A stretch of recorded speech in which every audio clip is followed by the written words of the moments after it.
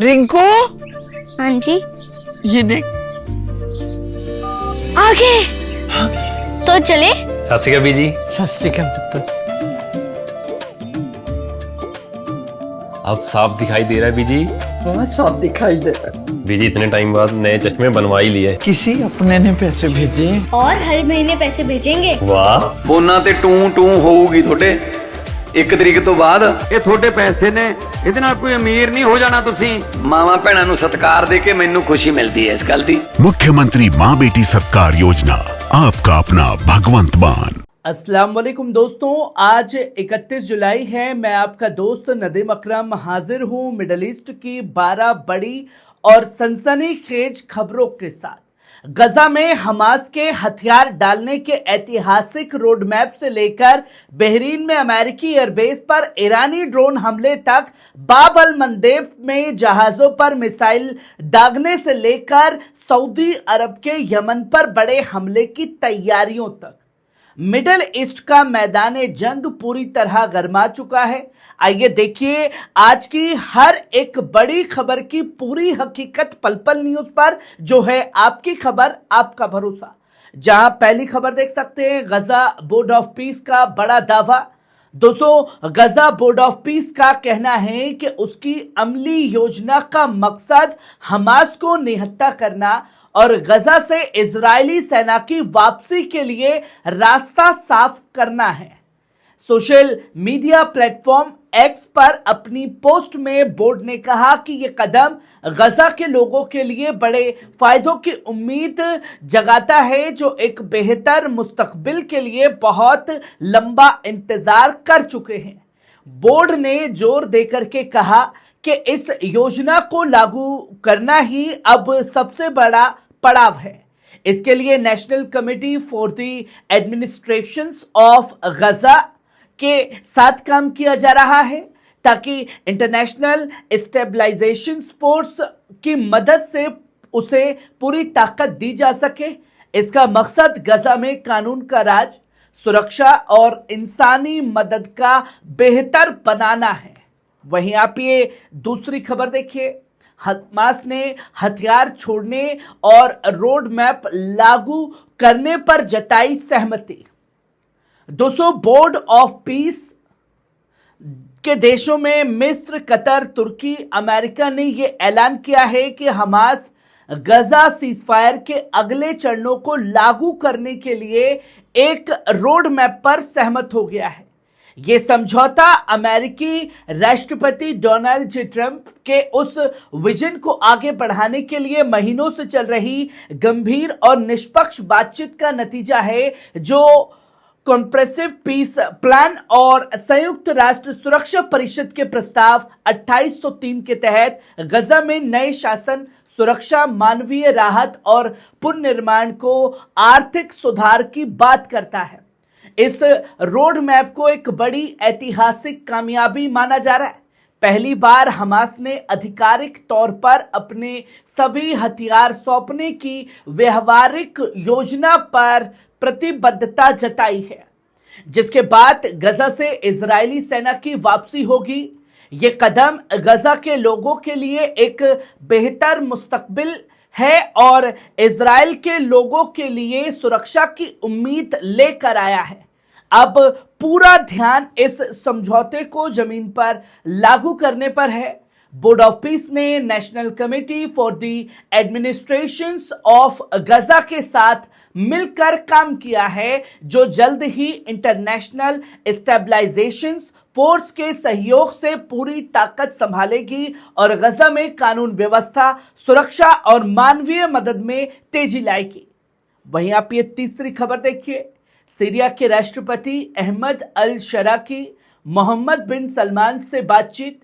दोस्तों, सीरिया के राष्ट्रपति अहमद अल शरा ने सऊदी क्राउन प्रिंस मोहम्मद बिन सलमान से फोन पर बातचीत के दौरान मध्य पूर्व यानी मिडिल ईस्ट में तनाव कम करने की कोशिशों पर चर्चा की है।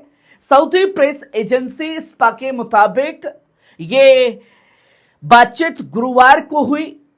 एजेंसी के अनुसार राष्ट्रपति अल शरा ने इराक में मौजूद ईरान समर्थित गुटों द्वारा सऊदी अरब के तेल ठिकानों ऑयल फैसिलिटीज पर हमले की कोशिशों की सख्त अल्फाजों में निंदा की। इसके साथ ही उन्होंने अपनी सुरक्षा के लिए सऊदी अरब के जवाब देने के अधिकार का भी पूरा समर्थन किया। वहीं आप चौथी खबर देखिए, सऊदी अरब और 13 देशों ने बनाया नया सैन्य गठबंधन। सऊदी अरब और 13 अन्य देशों ने बाब अल मंदेब, लाल सागर और अदन की खाड़ी में जहाजों की सुरक्षित आवाजाही को यकीनी बनाने के लिए एक नए समुद्री सैन्य गठबंधन का ऐलान किया है। सऊदी अरब के रक्षा मंत्रालय द्वारा जारी बयान के मुताबिक इस मल्टीनेशनल मैरीटाइम डिफेंस अलायंस को समुद्री सुरक्षा में आपसी सहयोग बढ़ाने के एक बड़े ढांचे के रूप में कायम किया गया है। इन देशों का मुख्य मकसद व्यापारिक जहाजों और ऊर्जा यानी एनर्जी सप्लाई के इस बेहद अहम समुद्री रास्ते को सुरक्षित रखना है, जो हिंद महासागर को भूमध्य सागर से जोड़ता है। ये कदम ऐसे समय में उठाया गया है जब अमेरिका ईरान तनाव की वजह से हुर्मुज का रास्ता लगभग पूरी तरह बंद हो चुका है। दुनिया में लगभग 20% तेल और गैस की सप्लाई इसी रास्ते से होकर गुजरती है, जिसके ठप होने से वैश्विक अर्थव्यवस्था यानी ग्लोबल इकोनॉमी पर भारी दबाव पड़ रहा है। हाल ही के दिनों में यमन के ईरान हूती लड़ाकों द्वारा बाब अल मंदेब और लाल सागर के रास्तों पर लगातार हमले किए जा रहे हैं, जिसके बाद यह बड़ा फैसला लिया गया है। वहीं आप पांचवी खबर देखिए, कैमरून के झंडे वाले जहाज के पास जबरदस्त धमाका। इजरायली मीडिया की रिपोर्ट के मुताबिक बाब अल मंदेब से गुजर रहे कैमरून के झंडे वाले एक मालवाहक जहाज के पास एक जबरदस्त धमाका हुआ, जिसके बाद जहाज को रोकना पड़ा। शुरुआती खबरों के मुताबिक स्थानीय समय के मुताबिक लगभग भारतीय समय अनुसार रात को 9:21 पर यमन की तरफ से बाब अल मंदेब में मौजूद एक जहाज को निशाना बनाकर मिसाइल दागी गई थी। वहीं आप छठी खबर देखिए, ईरानी संसद के अध्यक्ष का बड़ा हमला। दोस्तों, ईरान के संसद अध्यक्ष मोहम्मद बाकिर कालिबाफ ने अमेरिका पर कड़ा हमला बोलते हुए कहा कि अमेरिकी हुकूमत हर दिन एक नए जुर्म से अपने हाथ नापाक कर रही है। केशम द्वीप पर आम लोगों के रिहायशी मकानों पर हुआ आतंकी हमला मिनाब और लामेर्द में की गई बर्बरता की ही अगली कड़ी है। उन्होंने साफ तौर पर कहा कि अमेरिका को जंग के मैदान में मिलने वाले थप्पड़ों की भरपाई बेगुनाह मासूमों का खून बहाकर करने की आदत पड़ चुकी है। उन्हें अपने इस जुर्म की भारी कीमत चुकानी पड़ेगी। वहीं आप ये सातवीं खबर देखिए, विदेश मंत्री अरकाची का बड़ा बयान। दोस्तों, ईरान के विदेश मंत्री अब्बास अराक्ची ने एक अहम बयान में साफ तौर पर कहा कि मिस्र को ईरान का एक अहम दोस्त और साझेदार माना जाता है। उन्होंने जोर देकर के कहा कि क्षेत्र की शांति को नुकसान पहुंचाने वाली इजरायली साजिशों और फॉल्स फ्लैग अभियानों से हम सभी को बेहद होशियार और सतर्क रहने की जरूरत है।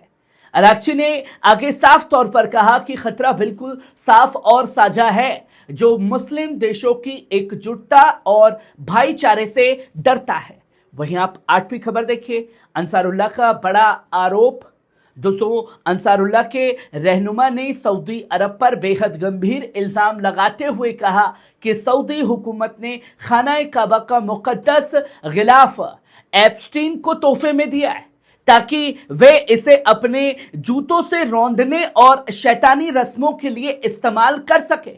उन्होंने अफसोस जताते हुए कहा कि बेहद दुख की बात है कि काबा के मुकद्दस गिलाफ को एक यहूदी मुजरिम एप्स्टीन को दिए जाने पर पूरी मुस्लिम दुनिया की सरकारें और धार्मिक उल्मा खामोश बैठे। अंसारुल्लाह के रहनुमा ने इस मामले को बड़ा धोखा करार देते हुए मांग की है कि काबा के गिलाफ को एप्स्टीन को देने की इसी बड़ी खयानात की जांच के लिए एक इस्लामी कमेटी बनाई जाएगी। वहीं आप ये 9वीं खबर देखिए, बहरीन में अमेरिकी सैन्य ठिकाने पर ईरानी हमला।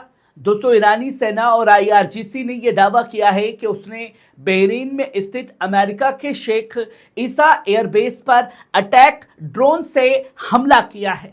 ईरान के आधिकारिक बयान के मुताबिक इस ड्रोन में अमेरिकी फौज के पावर जनरेटर, नेविगेशन सिस्टम और साथ ही साथ प्रशासनिक व बैकअप इमारतों को सीधे तौर पर निशाना बनाया गया है।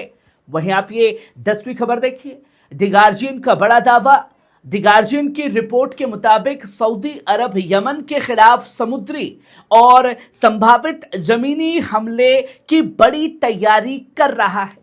इस रिपोर्ट में यह बताया गया है कि सैन्य कदम का मुख्य मकसद यमन के अंसारुल्लाह के तेल निर्यात रास्तों पर कब्जे को खत्म करना है। इसके साथ ही लाल सागर और बाब अल मंदेब से गुजरने वाले व्यापारिक जहाजों की सुरक्षा को यकीनी बनाना भी इसका अहम मकसद है। वहीं आप ये 11वीं खबर देखिए। फॉरेन पॉलिसी मैगजीन का बड़ा दावा। दोस्तों, ईरान के साथ बढ़ते तनाव के बीच अमेरिकी पत्रिका फॉरेन पॉलिसी का एक बड़ा और बेबाक बयान जो है सामने आया है। मैगजीन के मुताबिक इस जंग को रोकने का अब एक ही रास्ता है। ट्रंप को कूटनीति की बारीकियों को समझते हुए गरिमा के साथ अपनी हार स्वीकार करना सीखना होगा। मैगजीन ने साफ किया कि सिर्फ सैन्य ताकत के दम पर इस विवाद को हल नहीं किया जा सकता, बल्कि इसके लिए अमेरिका को जमीनी हकीकत को स्वीकार करते हुए बातचीत की मेज पर आना होगा। वहीं आप आखिरी और 12वीं खबर देखिए। ट्रंप के दावों को इराक ने किया खारिज। दोस्तों, इराक ने अमेरिकी राष्ट्रपति डोनाल्ड ट्रंप के बड़े दावे को पूरी तरह खारिज कर दिया है। इराकी सरकार के प्रवक्ता हैदर अल अबादी ने साफ कहा कि देश की सरजमीन पर हुए हमलों की उन्हें कोई पूर्व इत्तला नहीं थी। ट्रंप ने दावा किया था कि हमले से पहले बगदाद को इसकी जानकारी दी गई थी, लेकिन इराक ने साफ किया कि यह कार्रवाई बिना किसी बातचीत या तालमेल के की गई है। एक सीधी आक्रामकता है जिसका खामियाजा अमेरिका को भुगतना पड़ेगा। दोस्तों, ये थी मिडल ईस्ट की 12 सबसे बड़ी अहम खबरें। आपको कैसी लगी कमेंट बॉक्स में आकर के अपनी राय जरूर दीजिएगा। शुक्रिया।